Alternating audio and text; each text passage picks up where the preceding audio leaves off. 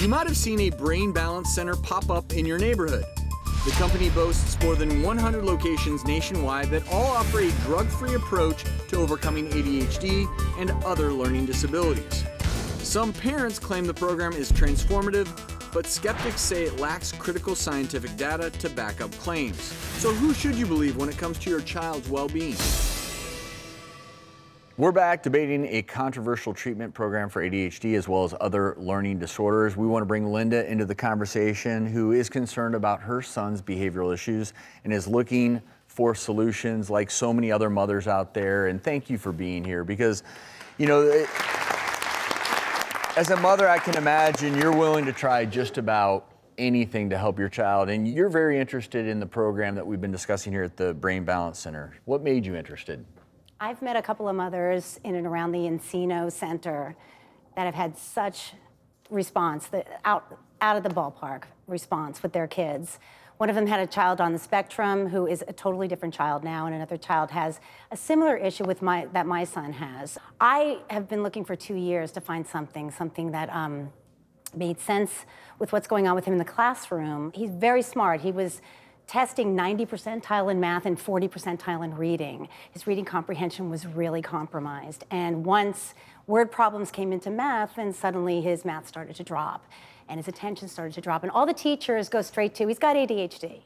And so I had him tested in the school district and they said, nothing, he doesn't have ADHD. So over the summer, we started reading together and he would read a sentence and an entire synonym would come out of his mouth than what was on the page. Mm-hmm. He would say, you know, the storm made us angry was on the page, but he would say the rain made us sad. And I'm like, okay, something's wrong here. So I brought him to Brain Balance and they tested him. And so what happened when you went to the center? What kind of assessment did you receive and what were the results? The first thing that they said to me when they sat me down with the results was, did he crawl? And I said, he actually did not. He would scunch on his butt. You know, and she said a lot of what's going on with him is a developmental stage that he may have missed. When you're on all fours and you're looking up and, you know, and the muscles in your eyes and the muscles in your neck are all working together, something happens. His 6 muscles of his eye are very weak. He had no peripheral. So what they have to do is bring him back into that developmental stage and work those muscles and work that coordination so that that side of the brain, they bring up the 30% of what it's working at. Isn't that what you actually talk about the actual assessment that was done? I didn't go into the room, but I was told what he was doing. They would ask him to look over here to the X and over there to the X. And as he looked over with just his eye, it would be off to the right or it would be off to the left. Or he would start to read and they would track his pupils and he would drop down and then drop back up and he would backtrack and go out. His reading was all over the place. So if you're not bringing the information into your brain in a synchronized way, you're gonna get confused.